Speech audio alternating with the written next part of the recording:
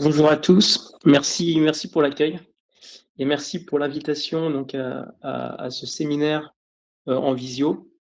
Donc ça, effectivement, je suis un bénévole shifter et donc nous, les shifters, on s'intéresse à tout ce qui est la double contrainte carbone, c'est-à-dire les émissions CO2 d'une part qui contribuent au réchauffement climatique, mais aussi l'épuisement des énergies fossiles.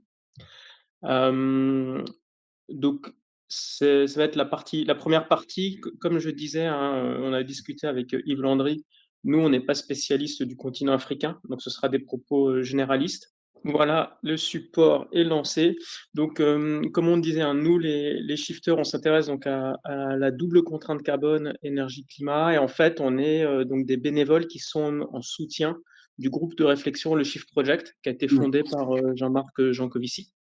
Le but de cette présentation, donc, ce sera de vous présenter le mécanisme hein, de l'évolution du climat et du changement climatique, les conséquences et aussi mentionner ce qui est fait au niveau international et les efforts à faire pour atténuer ce réchauffement climatique. Donc on part sur une présentation d'une 50aine de minutes, puis on aura le temps un peu pour des questions ensuite. Donc comme on le disait, et comme ça a été dit en introduction, hein, le changement climatique, c'est le sujet un petit peu chaud du moment, et ça commence à se faire sentir. Et donc, pour l'évoquer, le premier point, ça va être de bien comprendre. Donc, l'effet de serre, qu'est-ce que c'est?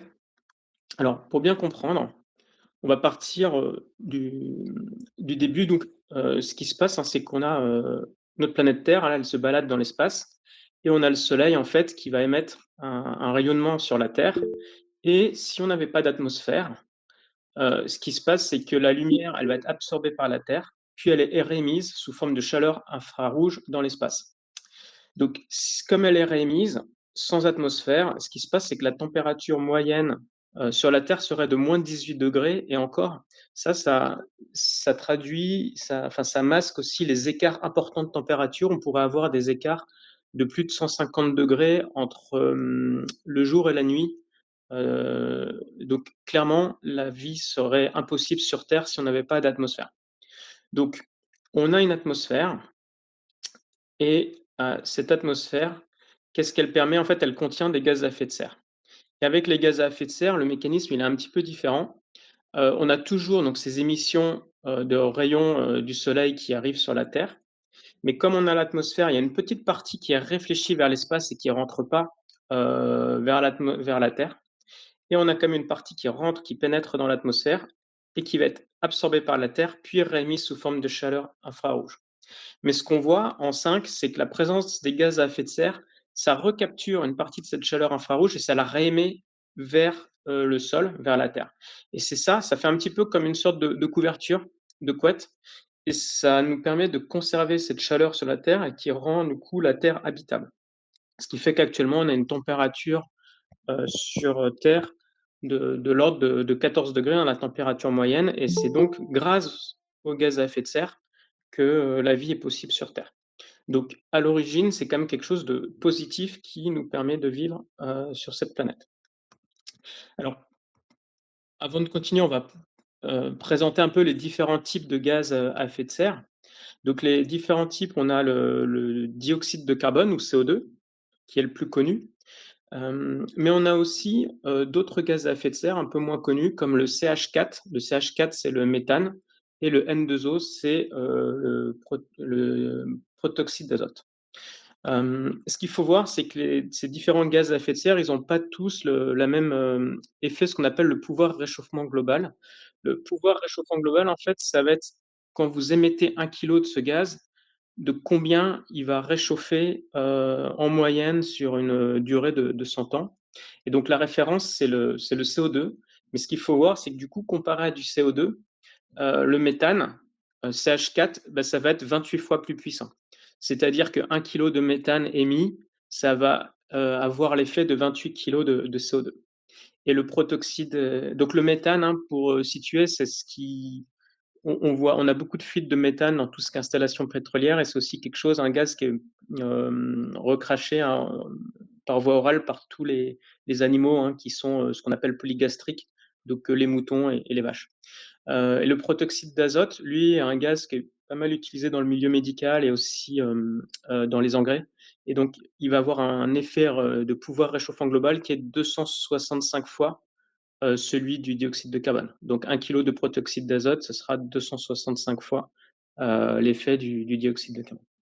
Et donc, on avait une certaine quantité de gaz à l'état naturel avant la révolution industrielle. Donc, communément, on parle de la date de 1850, 1850. Et en fait, depuis 1850, il y a eu, avec la révolution industrielle, donc, d'abord, dans les pays du Nord, avec l'essor du charbon, l'augmentation de CO2. Puis ensuite, ça a continué avec l'essor de l'agriculture intensive, de l'aviation et j'en passe. Et du coup, tout ça contribue à augmenter notre quantité de gaz à effet de serre dans la nature. Et donc, la question qu'on peut se poser, c'est en fait, c'est comme si on ajoutait des couettes sur la Terre. Et donc en fait, ça va faire monter la température et jusqu'où, c'est ça qu'on va voir. Alors quand même, avant d'aller plus loin, ce qu'on va voir, on va faire quand même un petit zoom sur la composition de l'atmosphère pour se rendre compte à quel point ces gaz à effet de serre sont puissants malgré leur faible quantité. En fait, ça, c'est un diagramme qui présente la composition de l'atmosphère. Et ce qu'on voit, hein, c'est que le gaz qui est le plus présent, aux 3/4, ça va être l'azote, hein, qui est présent à 76% dans l'atmosphère. Ensuite, le deuxième gaz le plus présent, c'est celui qu'on respire, c'est l'oxygène, qui est présent à 20%. Après, on a un petit peu de vapeur d'eau. Donc la vapeur d'eau qui va en fait varier en fonction de la quantité d'eau dans l'atmosphère. Et quand il y a trop d'eau, ce qui se passe, c'est qu'on a condensation, on a des précipitations qui vont être plus ou moins intenses en fonction de la quantité d'eau dans l'atmosphère. Et on a une petite partie pour ce qu'on appelle tous les autres gaz. C'est dans cette partie-là, le dioxyde de carbone, c'est vraiment une infime partie, hein, c'est 0,042%. Donc 0,042%, c'est pas facile à dire. Donc en fait, les scientifiques, des fois, parlent avec une autre unité de mesure qu'on appelle la partie par million. Et donc en fait, c'est égal à 420 parties par million. En fait, quand on parle de parties par million, il faut voir ça comme, il faut imaginer, vous avez un sac avec 1 million de molécules. Et ben, en fait, vous aurez 420 molécules de CO2. C'est comme ça qu'on peut le voir. Et donc, si on se remet par rapport à avant la révolution industrielle, et ben ça, c'était l'atmosphère. Enfin, et en fait, le petit point tout au milieu, en vert, alors je ne sais pas si vous le voyez, je vais montrer aussi avec la souris, ce petit point-là, ça représentait donc 280 ppm ou 0,028% de CO2. Et avec ça, on avait donc une atmosphère qui était stable avec une température de 14 degrés. Ce qui se passe, c'est que depuis 1850, on est monté à 420 ppm, donc on a eu une augmentation de plus de 50%. Et en fait, c'est vraiment cette infime quantité qui suffit à réchauffer l'atmosphère. Alors, une petite question, si vous voulez, vous pouvez essayer de répondre dans le chat. C'est, à votre avis, depuis 1850, la Terre s'est réchauffée de combien en moyenne? Autrement, en fait, pour vous donner la réponse, hein, c'est 1,3 degré. Donc en fait, depuis 1850, l'atmosphère s'est réchauffée de 1,3 degré. Et alors, 1,3 degré, on peut se dire, c'est pas beaucoup, c'est une très faible quantité, pourquoi on s'alarme? Alors pour ça, ce qui peut être intéressant, c'est d'essayer d'imaginer qu'est-ce que ça pourrait faire quelques degrés en plus. Alors ce qu'on vous propose, pour ça, je vais vous demander un petit exercice, ça va être un peu d'imagination. Vous imaginez une planète qui serait recouverte dans toute la partie nord de plus de 3 km par des énormes glaciers qui feraient plus de 3 km d'épaisseur. Et du coup, avec une quantité d'eau qui serait limitée. Cette planète, c'est la Terre il y a 20 000 ans. La Terre, il y a 20 000 ans, ça ressemblait à ça. Donc vous pouvez voir, hein, sur toute la partie de l'hémisphère nord, un énorme glacier qui faisait plus de 3 kilomètres d'épaisseur. Donc, l'Angleterre n'existe pas, hein, tous les pays du Nord, Norvège, Suède, euh, Finlande, tout ça, c'est recouvert sous la glace. Pareil pour le Canada, la Russie. Au niveau de la France, en fait, on est encore dans des endroits où on est ce qu'on appelle en mode toundra, c'est-à-dire que le sol est gelé. On peut absolument pas faire de culture. Donc, à l'époque, c'est vraiment, on n'a que des nomades. C'est impossible de s'installer. Les conditions climatiques sont trop difficiles. Et donc, le niveau des océans était 120 mètres plus bas. Et ben ça, la Terre, il y a 20 000 ans, c'était avec 5 degrés de moins que maintenant. Donc, avec seulement 5 degrés d'écart, on est passé de cette Terre-là à celle-là. Donc, juste 5 degrés qui changent sur le climat, en fait, les changements, ils sont massifs. Donc, c'est ça qu'il faut bien avoir en tête. Et du coup, bah, si on laisse le réchauffement climatique s'emballer, un plus 5 degrés, qu'est-ce que ça ferait? Bah, il va se passer des choses qui ne seront pas très sympathiques et, qu'on va évoquer juste après. Alors en plus, une autre difficulté par rapport à ce que je vous ai montré, c'est la vitesse d'évolution. Donc je vous ai dit que cette image de la Terre que je vous ai montrée, hein, il y a 20 000 ans, donc il faisait 5 degrés de moins. Donc là, vous avez un graphe. Vous avez en fait la différence par rapport aux températures dites pré-industrielles. Donc comme je vous disais, on prend toujours en référence 1850, hein, le début de la révolution industrielle. Et donc il y a 20 000 ans, vous pouvez voir ici, hein, il faisait effectivement 5 degrés de moins. Ce qu'on peut dire, c'est qu'en fait, il y a 20 000 ans à il y a 10 000 ans, on s'est réchauffé en moyenne de 1 degré tous les 2 000 ans. Donc, si on prend l'image d'une voiture ou de quelqu'un qui se déplace à pied, c'est un peu comme si on avançait à une vitesse de 5 km/h. Et on est arrivé comme ça, il y a 10 000 ans, à une stabilisation du climat. Et c'est cette stabilisation qui a permis l'essor de l'agriculture. On est donc passé de populations qui étaient nomades aux premières personnes qui se sont installées avec le développement de l'agriculture. Et en fait, depuis 1850, on a une accélération qui, elle, est phénoménale. Donc, pour donner une idée, depuis 1850 à 2010, on s'est réchauffé d'1 degré en 160 ans. Donc, c'est comme si on était passé avant d'un réchauffement qui était naturel de 5 km/h à maintenant 60 km/h.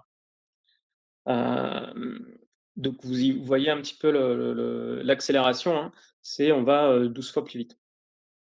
Si maintenant on fait encore plus loin, de 2010, en fait, alors pardon, ouais, depuis 2010, on a carrément accéléré et maintenant on est à 0,3 degrés par décennie. Donc là, c'est comme si on était passé à une vitesse de 300 km/h. Donc en fait, on a cette accélération qui complique les choses parce que du coup, pour que les écosystèmes s'adaptent, bah, ça devient vraiment très compliqué. Hop. Alors déjà, donc on a dit que la Terre s'était réchauffée de 1,3 degré en moyenne, hein. Alors ces moyennes lissaient sur plusieurs années pour vraiment consolider l'évolution du climat. Et qu'est-ce qu'on voit comme effet? Alors on en voit déjà un certain nombre. Donc là, on va vraiment décrire les effets au niveau général, hein, pas spécialisé, pas particulier à un continent en particulier. Mais donc on voit donc de plus en plus de sécheresse. On va y faire comme ça. De plus en plus de cyclones. Quelque chose qui est peut-être pas intuitif, mais c'est les inondations qui augmentent parce que ce qui se passe, c'est que qui dit une atmosphère plus chaud, ça veut dire une atmosphère qui est capable de stocker plus de vapeur d'eau dans l'air.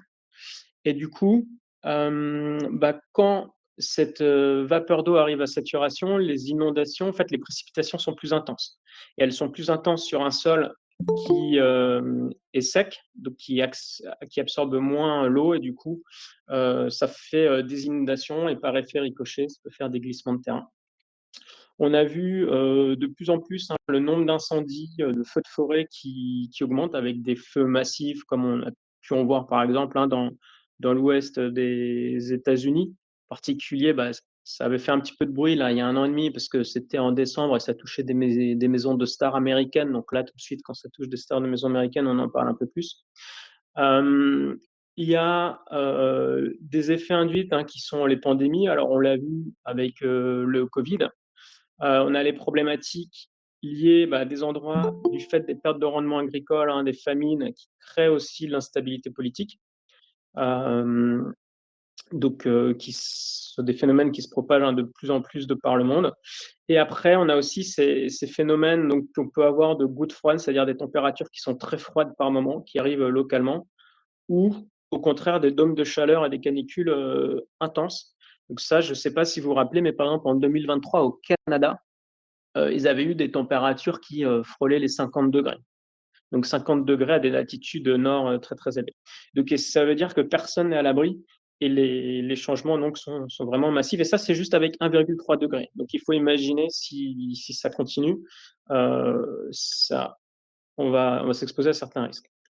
Alors, une fois qu'on a dit ça, c'est vrai qu'on se dit, du coup, ce serait intéressant de dire, d'enlever ce CO2 puisque c'est lui qui nous pose des problèmes et donc on peut se poser la question, comment on enlève le CO2?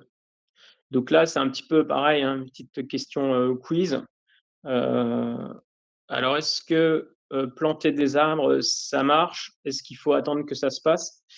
Alors la réponse, ça va être on attend que ça se passe. Parce qu'on va le voir après, planter des arbres, oui, c'est utile, mais vu la quantité de CO2 qu'on émet, Hem, ça suffit pas et en fait, pour bien comprendre la difficulté donc avec le CO2, c'est que c'est un gaz qui reste très longtemps dans l'atmosphère. On va prendre un exemple. Imaginez que vous prenez, une voiture pour faire 10 kilomètres. Avec 10 kilomètres en voiture thermique, vous allez mettre à peu près 1 kilo de CO2. Donc ce 1 kilo de CO2 maintenant, ce qui se passe, c'est qu'au bout de 100 ans, vous aurez encore 450 grammes, soit 45 qui sera encore dans l'atmosphère. Le reste sera absorbé soit par photosynthèse, par la végétation, soit stocké dans l'océan. Vous devrez attendre encore 1000 ans et au bout de 1000 ans, vous aurez malgré tout encore 25 qui restera dans l'atmosphère, donc encore 250 grammes sur votre, kilo de CO2 et si vous attendez 10 000 ans, vous avez encore 15 de CO2 dans l'atmosphère, donc toujours 150 grammes sur le kilo de CO2 émis. Et si on attend 1 million d'années, là, on arrive à 1 de CO2 restant, moins d'1. Donc en fait, à l'échelle humaine, il faut considérer que le CO2, c'est quelque chose qui s'accumule dans l'atmosphère, mais qui disparaît pas. Et donc c'est cette difficulté à laquelle on est confronté.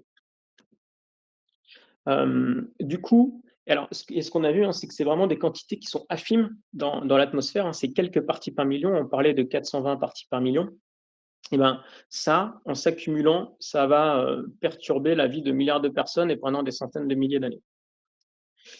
Et donc voilà ce phénomène auquel on est confronté et donc je parlais, de l'efficacité des forêts.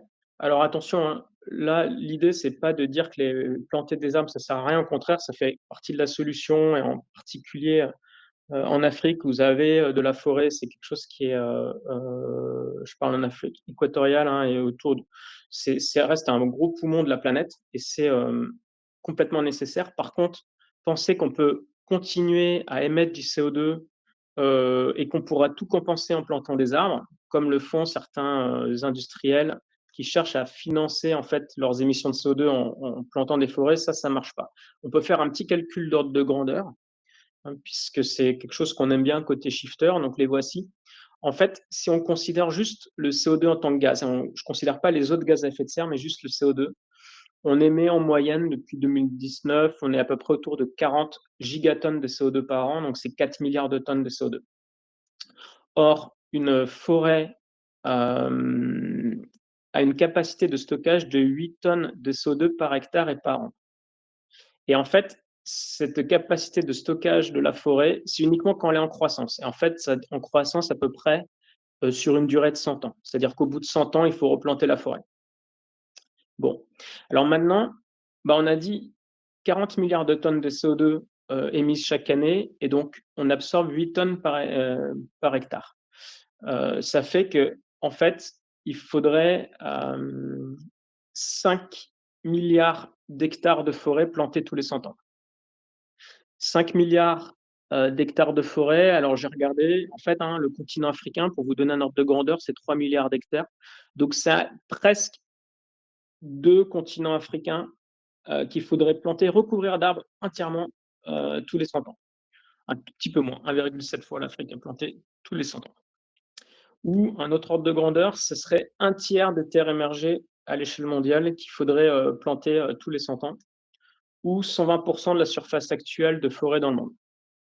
Donc on comprend bien, que, forcément, c'est pas quelque chose qui est réalisable, à grande échelle, et que donc on peut pas se dire: «Bah, tiens, on va juste se planquer derrière le fait de planter des arbres et qu'il faut qu'on réduise nos émissions de CO2». Maintenant, on va, s'intéresser à la partie donc, accords internationaux pour le climat pour, tenter de réduire ces émissions de CO2, du coup d'atténuer les effets du changement climatique. Alors pour ça, on va commencer déjà par, ce graphe. Alors pour bien l'expliquer, c'est un graphe, vous pouvez le voir sur, l'axe des abscisses, hein, ça commence toujours à cette date de 1850 qui est le début de la révolution industrielle et il va jusqu'en 2100. Et ce qu'on a en ordonnée, donc sur l'axe vertical, ce sont les émissions dites anthropiques de CO2. Donc ce sont les émissions liées à l'homme et à tout ce qui est activité humaine en CO2, mais là encore, c'est uniquement, le gaz du CO2, on ne met pas les autres gaz à effet de serre, et ça inclut tout ce qui est usage des sols et des forêts. Et donc ce qu'on peut voir, c'est qu'on a, hem, une tendance générale à l'augmentation de ces émissions de CO2 depuis 1850. On a quelques accidents qu'on peut voir, par exemple, au moment de, la Seconde Guerre mondiale, au moment des chocs pétroliers, Covid. Mais globalement, cette tendance, elle est toujours à la hausse et elle arrive avec, bah, le début de la révolution industrielle, puis, la découverte du pétrole et l'utilisation du pétrole, pour autre chose que du lubrifiant ou des lampes à huile, hein. Et cette accélération, donc elle a eu lieu, il y a eu une légère découverte à la fin du 19e, début du 20e siècle, mais c'est surtout après la Seconde Guerre mondiale qu'on a cette, accélération avec du coup, heu, ce qu'on a appelé, les 30 glorieuses, puis le rattrapage, général. On a aussi l'essor du transport aérien à partir des années, 2000 et du numérique qui ont, contribué à cette accélération. Donc ce qui est vraiment intéressant aussi là en ordre de grandeur sur la vitesse d'accélération, c'est que sur les 40 dernières années, donc de 1985 à 2025, on a émis autant de CO2 que sur les parties avant. Donc en fait, en 40 ans, on a émis autant que, en 120-130 ans, donc c'est cette accélération qui est, assez vertigineuse. Et donc toutes ces émissions, ce qu'elles ont fait, hein, en volume, c'est 2 700 milliards de tonnes de CO2 émis depuis 1850, et comme on l'a dit, ça a contribué à un réchauffement de 1,3 degré. Et donc une fois qu'on a dit ça, il y a eu, alors on pourrait se dire: «Ouais, c'est quand même mal parti, on fait pas d'efforts et tout ça». Il y a quand même eu, donc les accords de Paris qui ont eu lieu donc en décembre 2015. Et donc qu'est-ce que ça dit l'accord de Paris? Ça dit, hem, que en fait, tous les pays qui étaient, membres de la convention cadre des Nations unies qui ont signé cet accord se sont engagés à contenir leurs émissions de CO2 pour que le réchauffement climatique, et la température avant suite pardon, que les températures, l'élévation des températures par rapport au niveau pré-industriel reste nettement en dessous des 2 degrés et si possible 1,5 degré. Donc ça, c'est l'accord de Paris. Et en fait, ce qu'il faut se dire, hein, c'est que quand ça a été, signé, c'est que c'est quelque chose qui est jouable. C'est pas quelque chose qui est complètement utopiste, mais c'est quelque chose qui est vraiment, réalisable. Par contre, ça demande des gros efforts comme on va le voir. Alors, hem, pourquoi 2 degrés? C'est en fait les scientifiques, on va le voir après, s'accordent à dire qu'au-delà de 2 degrés, on commence à prendre de façon collective des risques très, très forts avec des effets heu, des effets de seuil et par contre, l'esprit de l'accord de Paris, c'est vraiment d'être dans un esprit de chaque dixième de degré compte. Ce qu'il faut, c'est de toujours faire le maximum d'efforts pour limiter la hausse. Donc c'est par exemple, si on n'a pas réussi à contenir à 1,5 comme c'est le cas, on fait tout pour essayer de contenir à 1,7. Si on n'y arrive pas, 1,8 et ainsi de suite. Mais c'est l'idée vraiment des accords de Paris, c'est pas de baisser les bras parce qu'on arriverait même à 2 degrés ou 2,1. 2,1 degrés, ce sera toujours mieux que 2,2 et comme on va le voir, en fait, il va y avoir un effet exponentiel en termes de désagrément, plus on s'élève en température et du coup, ce qu'il faut, c'est vraiment garder dans cet esprit donc du dixième de degré, de chaque dixième de degré compte. Hem, Si donc on revient alors pardon, ouais, pourquoi ces 2 degrés? Là, on a parlé des effets, falaise. Donc là, ce que vous pouvez voir sur l'animation, c'est un maïs, un petit grain de maïs qui chauffe, hop, et qui devient un pop-corn. Donc ça, ça va être vraiment cet, effet de seuil qui fait qu'on passe d'un état à un autre. On peut le voir, donc je vais venir sur les effets de seuil, des différents, types d'effets de seuil qui sont mentionnés à droite, redoutés, mais pour tracer donc, le graphe à gauche, pour vous montrer le principe, c'est vraiment, quand vous avez un système, donc vous avez un graphe là avec à l'horizontale, hein, sur l'axe des abscisses, la perturbation et puis la réponse. Donc quand on fait des petites perturbations, on a quelque chose qui est, comme une droite en fait, hein, on va dire linéaire. C'est comme sur un élastique, vous tirez et vous lâchez, ça revient dans la même position et au bout d'un moment, vous tirez trop, l'élastique se casse, vous avez un effet de seuil. Donc, l'image de l'élastique, c'est la même que l'image du popcorn et donc là, vous avez plusieurs types de menaces, qui en fait, passé un certain niveau de réchauffement, peuvent, poser des problèmes. Donc, le premier, hein, c'est la fonte du pergélisol. Donc le pergélisol, c'est quoi? Ce sont en fait des terres qui sont gelées, heu, donc dans les parties, on va dire, nord et sud de la Terre, proche des pôles et c'est en fait dans ce sol gelé, ça contient ce sont des grosses réserves à gaz à effet de serre type carbone et méthane et ce qui se passe, c'est que si la Terre se réchauffe trop et que le pergélisol, il fond et bah, du coup, on va avoir, du gaz qui va être émis dans l'atmosphère à nouveau. En fait, du coup, on va accentuer le réchauffement. C'est un petit peu comme si vous aviez un système, de chauffage et si vous passez une certaine, température et ben, vous avez un emballement thermique puisqu'en fait, ça réchauffe, des choses qui vont réchauffer encore d'autres choses. Donc c'est ce qu'on appelle une boucle de rétroaction positive, hein, en ingénierie des systèmes, c'est-à-dire donc on a quelque chose qui est instable.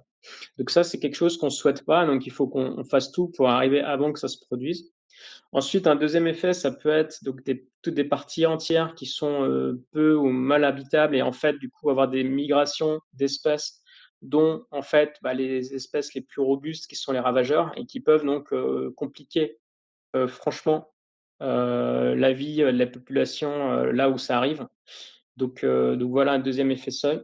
Le troisième effet de seuil, en fait, ça peut être la fonte du Groenland et de l'Antarctique. Puisque donc le Groenland, il y a de la glace, hein, ce sont des glaciers qui sont posés sur un continent.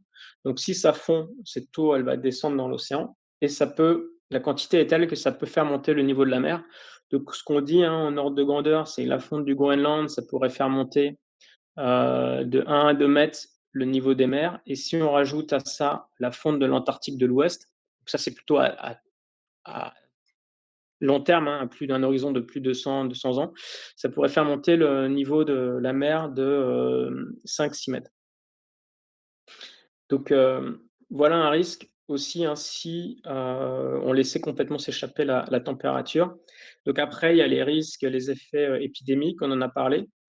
Et derrière, il y a des risques, donc des altérations des courants océaniques, qui sont des courants qui finalement régule la température sur le globe et la perturbation de ces courants, ça peut conduire donc à soit des fortes hausses de température ou au contraire, en fonction des perturbations, à des refroidissements forts et qui seraient là aussi, subis et non maîtrisés.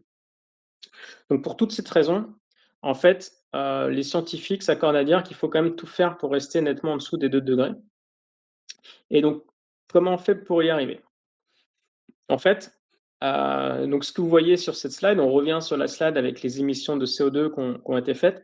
Ce qu'il faut voir, c'est que si, on continue les pays qui sont signataires des accords de Paris continuent sur leur lancée actuelle, et ben, en fait, c'est la courbe en rouge que vous pouvez voir et on continue à émettre, heu, 1 fois et demie ce qu'on a déjà émis, hein, c'est-à-dire à peu près 3 500 milliards de tonnes de CO2 d'ici 2100. Et donc ça contribuerait à un réchauffement climatique de, 1,9 à, 3,8 degrés. Donc ça, c'est les modèles d'incertitude, hein, qui sont dans les rapports du GIEC, mais en pratique, on est quand même souvent vers la fourchette hausse que la fourchette basse de ces, modèles-là.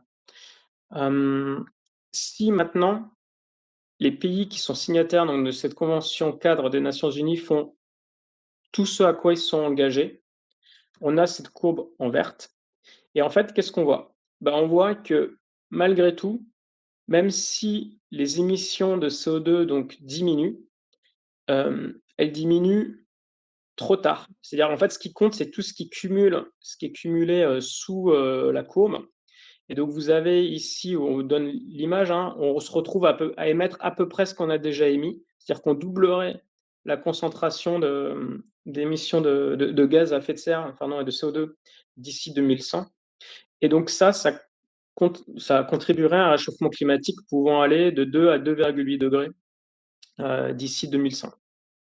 Donc là, la question qu'on se pose, et ce que se sont posés les scientifiques, bah, c'est combien on a le droit de continuer à émettre en termes d'émissions de CO2 pour rester sous les 2 degrés. Et ce qu'ils nous disent, c'est que pour rester sous les 2 degrés, on a le droit d'émettre entre 600 et 800 milliards de tonnes de CO2.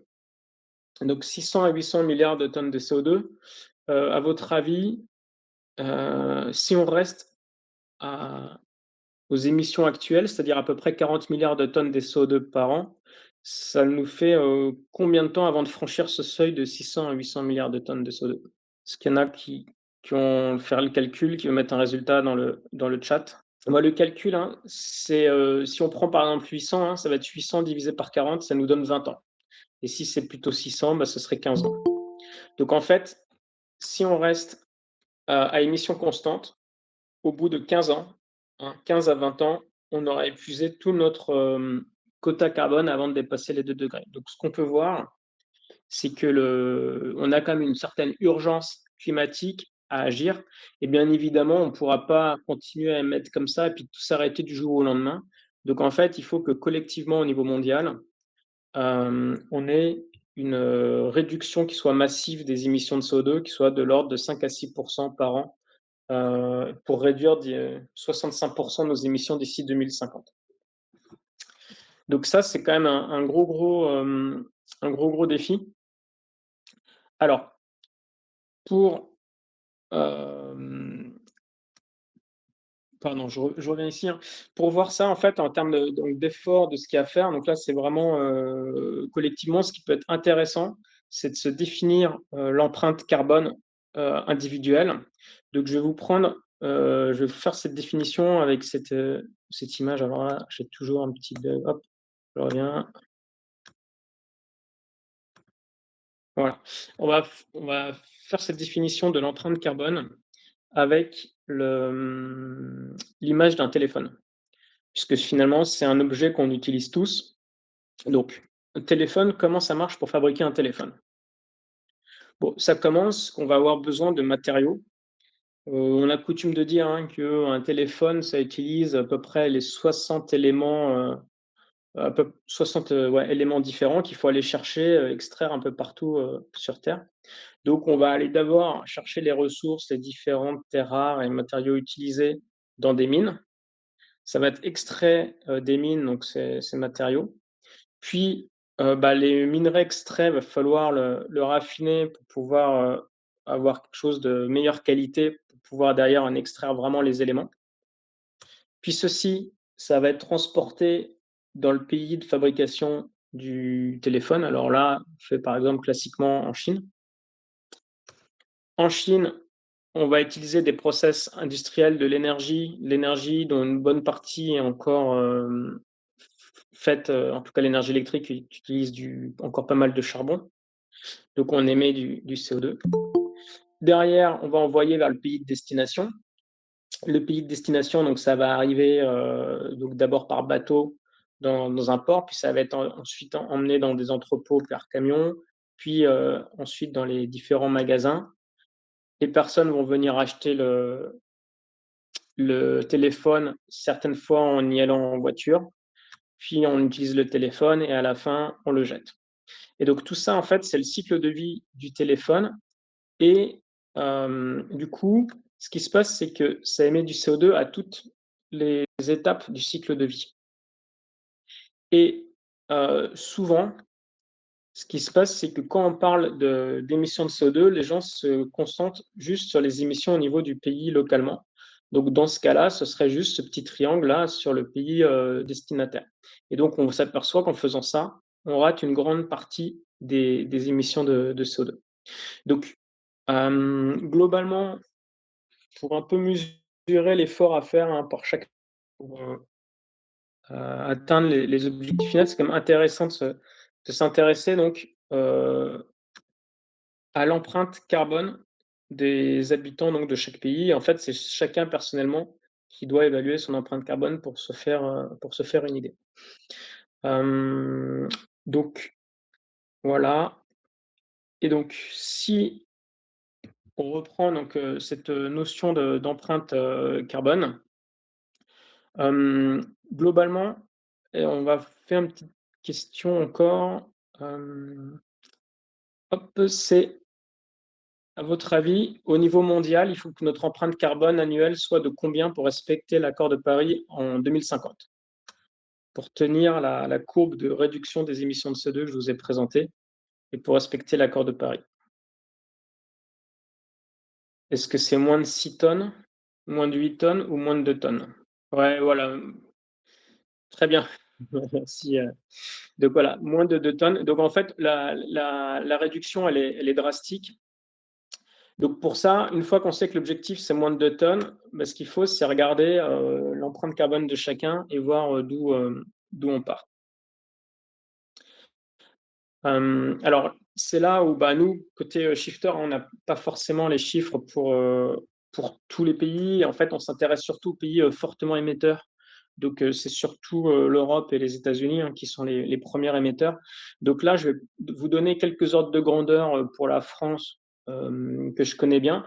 Mais donc en fait, voilà, l'empreinte carbone, on peut la découper en 6 types, 6 grandes familles, hein. Vous allez avoir, ce qu'on voit ici, le transport, l'alimentation, tout ce qui est services collectifs, hein, les services publics, les biens de consommation, construction gros œuvre et énergie de logement. Et donc, tout ça, bah, si je vous donne quelques ordres de grandeur pour la France, l'empreinte carbone d'un Français moyen, c'est 10 tonnes. Donc, à comparer avec l'objectif qu'il faut de 2 tonnes, vous voyez que les efforts de réduction sont massifs. Et donc, sur ces 10 tonnes, Heu, alors déjà, je vous ai parlé tout à l'heure, hein, de la différence entre empreinte et émission. C'est-à-dire que les émissions d'un Français sont de 5 tonnes, mais en fait, il y a 5 tonnes qui sont importées et du coup, c'est pour ça qu'on est à 10 tonnes. Et en gros, la moitié de ces émissions, donc des 10 tonnes, sont réparties entre transport et alimentation. Transport et alimentation sont les 2 premiers postes d'émissions de CO2, en France avec l'ordre de grandeur, c'est, chacun un quart, un quart. Donc, à peu près 2,5 tonnes et 2,5 tonnes pour chacun. Le transport, c'est essentiellement lié à la voiture, individuelle, hein, c'est ça qui est le moins efficace et l'alimentation, c'est essentiellement lié à la consommation de viande et en particulier, comme je l'ai mentionné, hein, ça va être des viandes type, ovin, bovin, caprin, donc en fait, les moutons ou le bœuf qui sont des animaux qui émettent du méthane et donc en fait, c'est par, le biais du méthane qu'on a certain taux d'émission de CO2. Donc voilà. Alors après, par curiosité, j'ai regardé pour la Côte d'Ivoire. Alors j'ai pas trouvé de chiffre pour l'empreinte carbone. Par contre, les émissions, c'est ce que disait, Yves Landry au début, hein, les émissions sont très faibles, hein. En Côte d'Ivoire, vous êtes à 0,5 tonnes d'émissions, par habitant.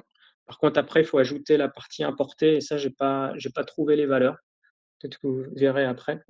Donc voilà un peu, pour cette, présentation.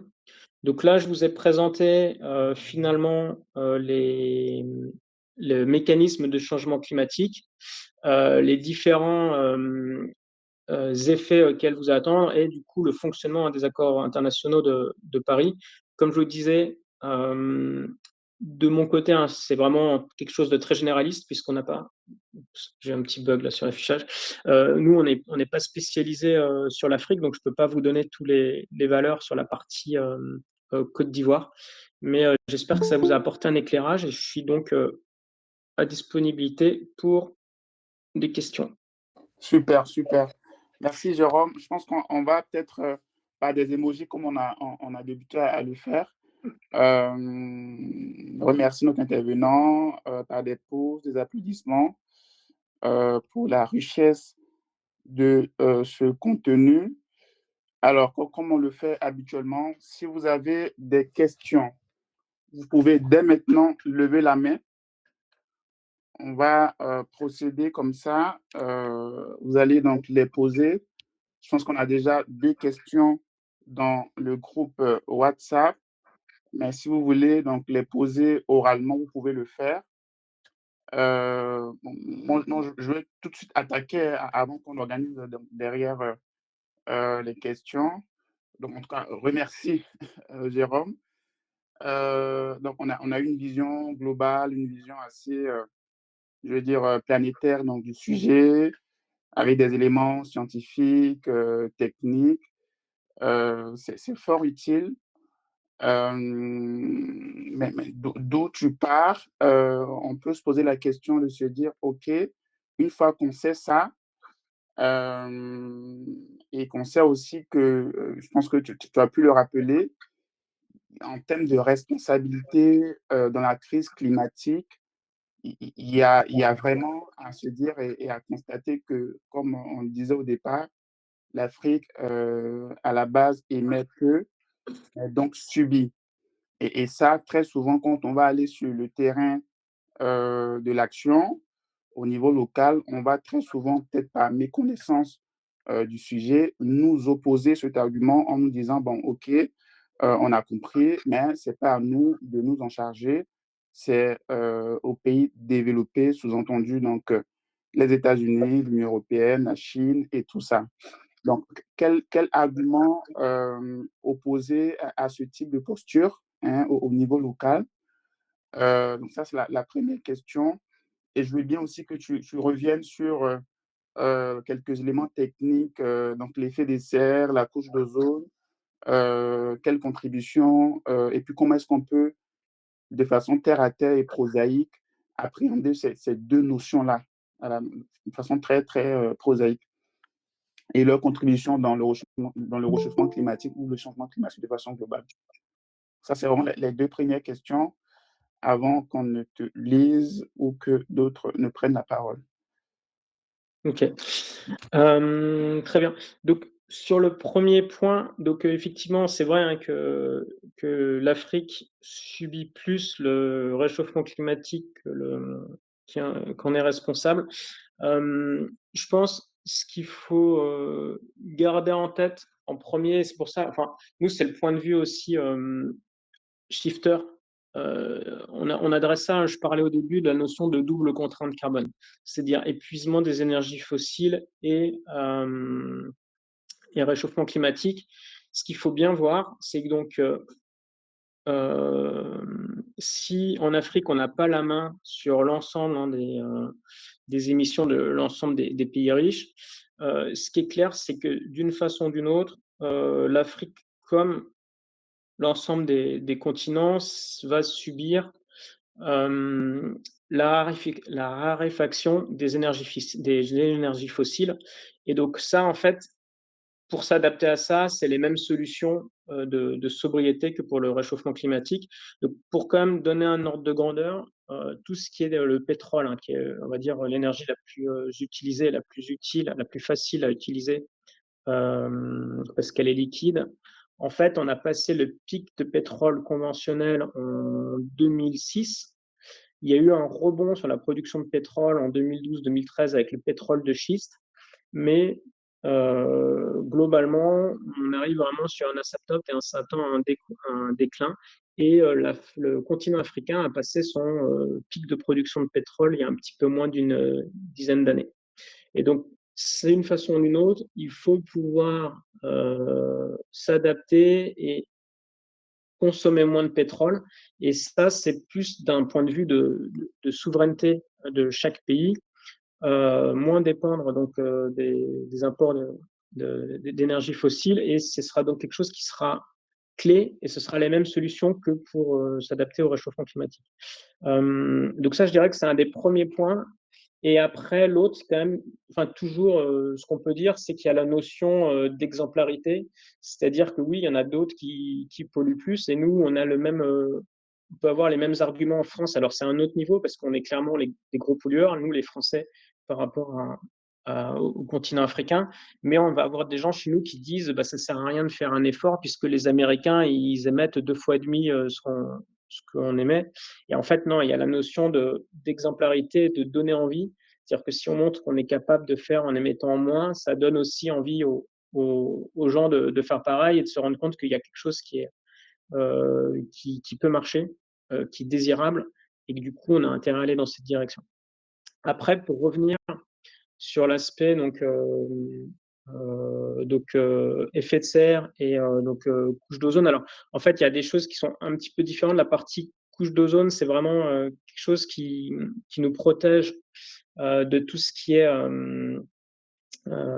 rayon du soleil et globalement d'un certain type de rayonnement qui peut endommager euh, les tissus humains en particulier, hein, donc avec des risques de cancer. Les gaz à effet de serre, donc ça va être plutôt sur cette partie, donc ces gaz qui ont cette capacité donc à réémettre le rayonnement infrarouge qui est produit par la planète Terre vers le ciel pour la garder dans l'atmosphère. Donc en fait, les gaz à effet de serre il faut vraiment le voir comme une sorte de couette, hein, de couverture qu'on met sur la planète Terre et qui nous garde une certaine température qui soit vivable. Et le problème des émissions de CO2, c'est que c'est finalement, on empile des couettes de façon incontrôlée. On ne sait pas combien on met de couettes au-dessus de nous. Là, c'est l'image qu'on a à un moment là, dans la présentation qui dit bah, on risque d'avoir trop chaud et on ne sait pas le gérer. Voilà. D'accord, d'accord, super. Merci beaucoup, Jérôme. J'ai deux autres questions, mais je vais laisser la parole peut-être à d'autres personnes.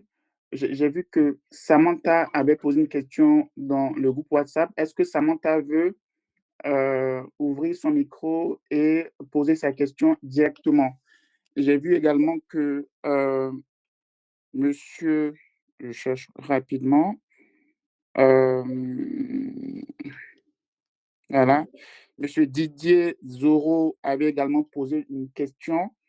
Est-ce qu'il veut bien lever la main pour qu'on l'interroge ou sinon on va lire les questions directement. Est-ce que Samantha veut poser sa question directement ou est-ce que Didier veut poser sa question directement également?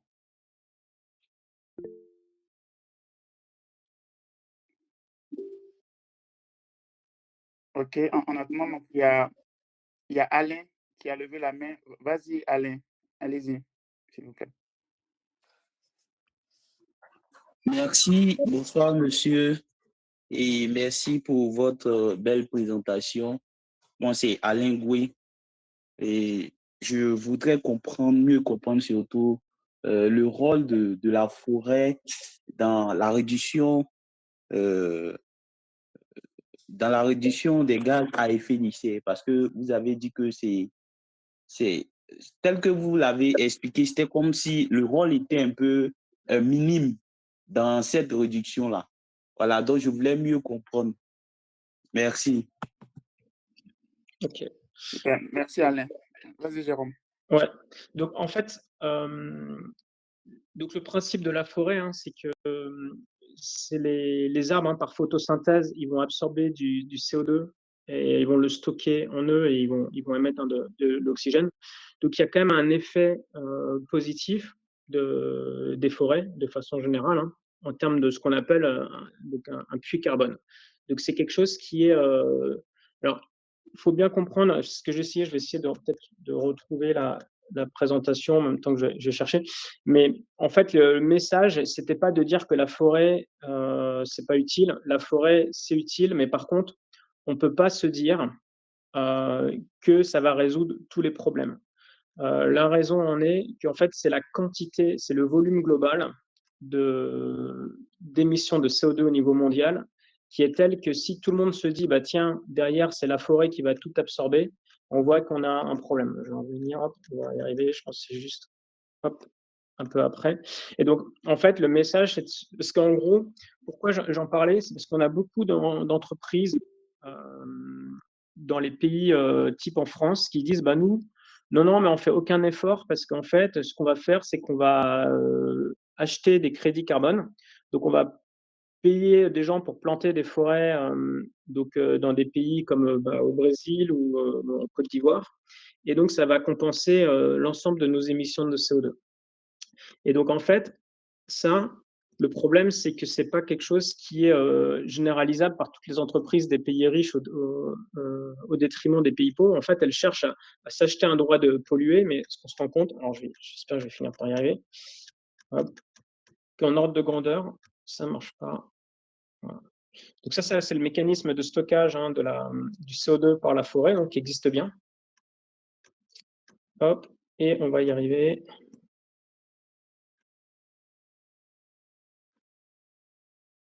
Voilà. En fait, c'est vraiment cet ordre de grandeur. Donc l'idée, c'est que si on voulait pouvoir absorber l'ensemble des émissions de CO2 qui sont mises tous les ans, il faut planter donc quasiment 2 fois la surface de l'Afrique tous les 100 ans. Et ça, c'est ça qui n'est pas possible. Donc en gros, l'idée de cette slide, c'est pas de dire planter des arbres, ça sert à rien, mais c'est de dire se cacher derrière le fait de planter des arbres pour faire aucun effort, comme essayent de le faire certaines entreprises des pays riches pour ne faire aucun effort, en achetant des crédits pour planter des arbres dans des pays en voie de développement. Bah ça, c'est pas quelque chose qu'on peut faire de façon anodine. Par contre, ça ne n'empêche pas. Et ça, je pense que c'est quelque chose où des pays qui ont l'avantage d'avoir des grosses forêts ont un rôle à jouer, c'est de quand même tout faire pour revaloriser nos forêts et avoir un maximum de puits carbone. Puisqu'il y a quelque chose où j'en ai pas trop parlé, mais qu'on pouvait voir juste sur la corde, voilà, ici, là, sur la courbe des émissions de CO2. Ce que vous pouvez voir, c'est que là, vous avez un écrêtement des émissions de CO2 là, depuis les années 2010. Et en fait, cet écrêtement, ce n'est pas un écrêtement des émissions de CO2, mais c'est au contraire, c'est l'usage des sols et forêts. Donc, c'est à la fois la partie agriculture et utilisation des prairies, mais aussi efficacité accrue des forêts avec un ralentissement de tout ce qui était déboisement qui permettent d'absorber le surplus d'émissions de CO2. Donc, ça a quand même un rôle à jouer. Mais ce qu'on voit, c'est que ça a permis de ralentir une hausse, mais ça ne permet pas de faire la décrue. En fait, ce qu'il faut après, c'est de pouvoir décroître, et ça, bah, ça ne suffit pas. Voilà. Je ne sais pas si ça répond à la question.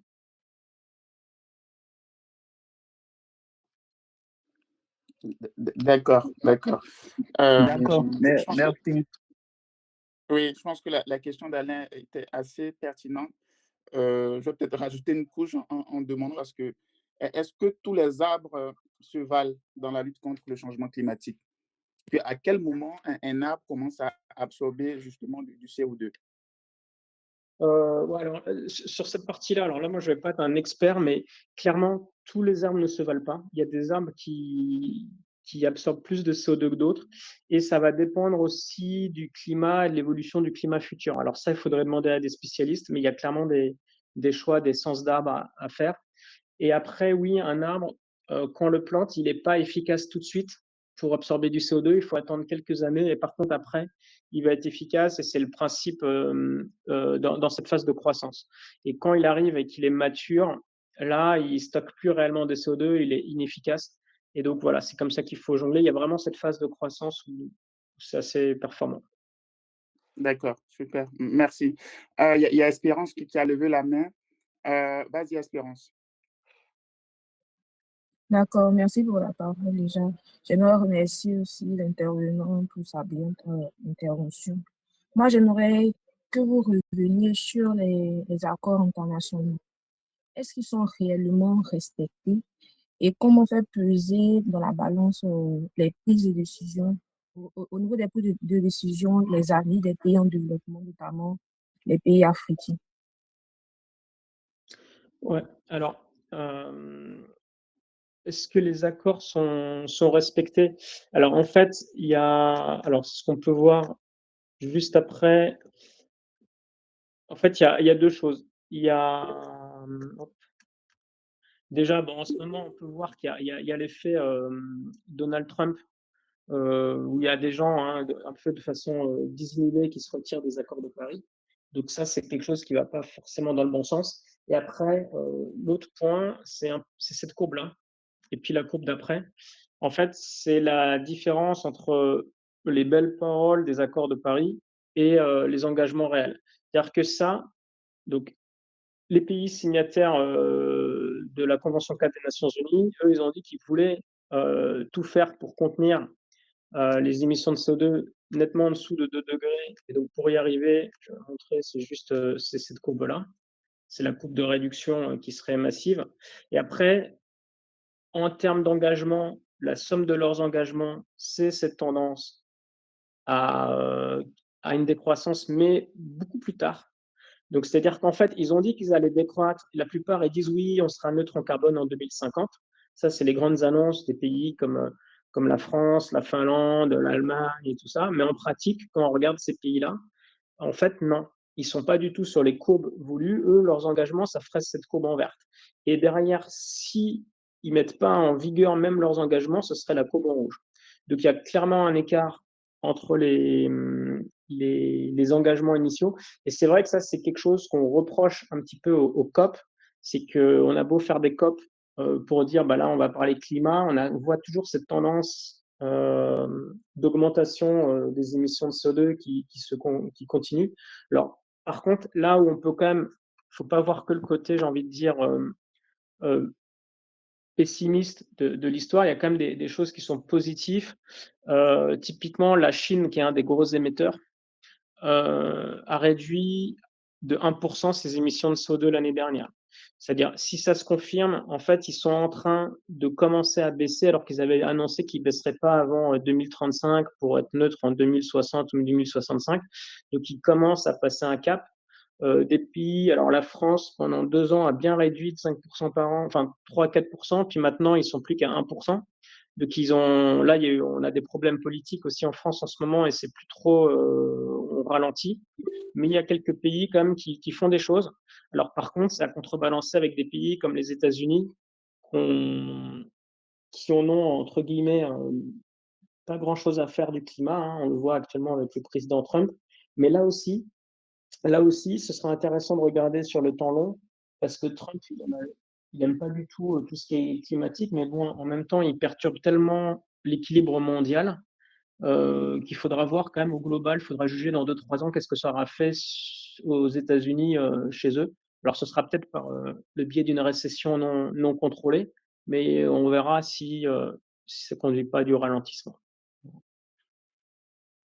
D'accord, super. Merci Espérance pour ta question.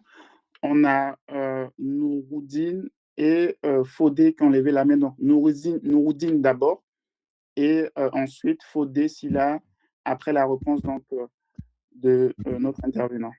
Allez-y, Nouroudine. Bonsoir. Bonsoir à toutes et à tous. Ici, je réponds au nom de Nouroudine Commun. Je remercie d'abord le formateur. Oui, c'est une belle présentation. Ma question revient par rapport à ce que l'Afrique peut faire pour lutter contre ce changement climatique dès d'aujourd'hui. C'est-à-dire, par rapport, on dit l'Afrique produit 4% maintenant et il subit plus. Qu'est-ce que l'Afrique peut faire en fait? C'est ce que moi j'ai comme question. Ouais, qu'est-ce que l'Afrique peut faire? Je pense que Jérôme il y a une obligation, une pensée globale et je vais dire un peu décentrée. Donc voilà, je vous laisse répondre et on va passer à la prochaine question. Je pense que c'était inévitable. Oui. Vas-y.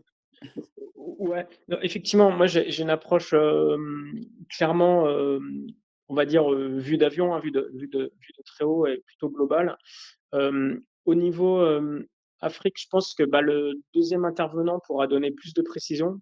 Moi, je suis pas du tout spécialiste sur l'Afrique, donc je peux pas donner de bonnes préconisations. Nous, par contre, pour donner des ordres de grandeur, en fait, au niveau, par exemple, France, que je connais plus, hein, c'est de façon générale, ce qui émet du CO2, hein, c'est le transport individuel type voiture, ça va être l'alimentation. À partir du moment où déjà on joue là-dessus, et après il y a l'aspect un peu isolation des bâtiments. Alors, dans les pays du Nord, c'est pour le vis-à-vis du chauffage. J'imagine que dans les pays du Sud, c'est par rapport à la chaleur, La chaleur, la les climatisation, tout ça, climatisations. ouais. Voilà.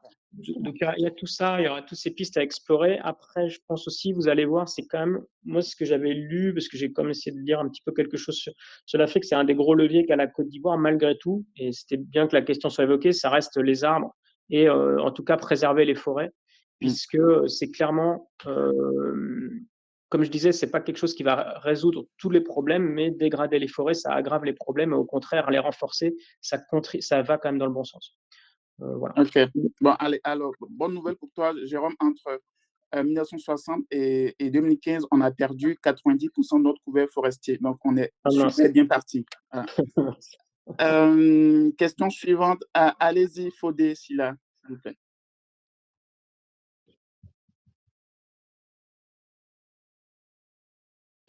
Est-ce que Fodé peut activer son micro et poser sa question à l'intervenant très rapidement?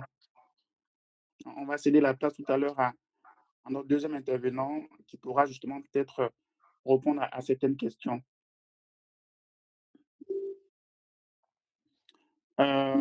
Sinon, il y a Alain qui a levé encore la main. Est-ce que Alain a une question ou est-ce que c'est une erreur? Non, ce n'est pas une question. Je voudrais essayer d'apporter quelques petites réponses à celui qui a demandé ce que l'Afrique devrait faire pour moins subir. Je pense Voilà, donc, qu'on va, oui, on va peut-être réserver cette intervention dans oui. la deuxième partie, puisqu'elle sera vraiment consacrée à ce que l'Afrique peut faire, les exemples locaux, ce qui a déjà commencé à se faire. Et le deuxième intervenant pourra justement nourrir ces échanges-là, si vous le voulez bien. D'accord, il n'y a pas de souci. Super. Merci pour votre contribution. Ok. Il y a deux questions dans le chat WhatsApp, donc je pense que c'est sur ça qu'on va terminer. Je vais rapidement lire donc, les questions. Une question qui est assez intéressante. Il y a M. Didier Zero qui demandait de façon historique, est-ce qu'avant la révolution industrielle, le changement climatique existait? Donc, je te Ouais, laisse alors, répondre, Jérôme. oui, ben, en fait, ça, c'est la courbe que je peux remontrer. Je vais en venir. Hop, je vais essayer d'y aller vite. Voilà, c'est celle-là. Hop. En fait, ce qu'on voit, c'est que globalement, avant la révolution industrielle, il y a eu une sorte de réchauffement naturel qui s'est fait entre il y a 20 000 ans et il y a 10 000 ans, mais par contre qui était nettement plus lent. Donc, hein, c'est pour ça que les vitesses qu'on comparait, c'était un réchauffement de l'ordre de 5 km/h. Et ça, c'est naturel. Et c'est vraiment ça qui est important de noter, c'est que le climat, on entend souvent des gens qui sont climato-négationnistes, qui vont dire le climat a toujours varié. Oui, il a toujours varié, mais de façon très, très lente. Donc, c'est des rythmes de l'ordre, si on comparait la métaphore qu'on faisait, nous, par rapport à une voiture, c'est une vitesse de 5 km/h. Et puis après, à partir du moment où il y a eu comment on appelle ça, le début de l'agriculture, il y a 10 000 ans, on a une très, très bonne stabilité jusqu'à la révolution industrielle. Et par contre, ce qu'on voit, c'est que la révolution industrielle, elle, Elle a vraiment accéléré. Donc, entre 1850 et 2010, c'est comme si on était passé de 5 km/h. On peut voir ça comme une vitesse naturelle à 62 km/h. Puis, depuis 2010, on est passé à une vitesse de 300 km/h. Donc, voilà. D'accord, super. Je pense qu'on va s'arrêter là, comme ça on sera dans le temps. Merci beaucoup, Jérôme, pour cette intervention au titre des shifters. J'ai aperçu Madame Catherine Azoulay donc parmi les intervenants, enfin, parmi les participants. Merci pour votre présence. En tout cas, merci pour votre contribution à la vulgarisation des enjeux de changement climatique, pas seulement qu'en France, c'est un phénomène qui est mondial. Donc, merci à vous pour votre contribution. Je pense qu'on aura, je l'espère, d'autres types de collaboration pour poursuivre justement la réflexion sur ces enjeux-là. Est-ce que Jérôme a peut-être un dernier mot avant qu'on cède la parole à notre deuxième intervenant? Bah, juste un mot de remerciement. Donc, merci pour cette participation à la visio. Et puis, je vais du coup écouter avec intérêt la deuxième partie, puisque donc, comme je disais, moi, la partie les spécialités liées au continent africain, je connais pas du tout. Donc, ravi d'apprendre ça avec vous. Voilà. Super. Merci beaucoup. Merci à toi, Jérôme. Merci. Donc, chers participants, on va du coup passer à la deuxième intervention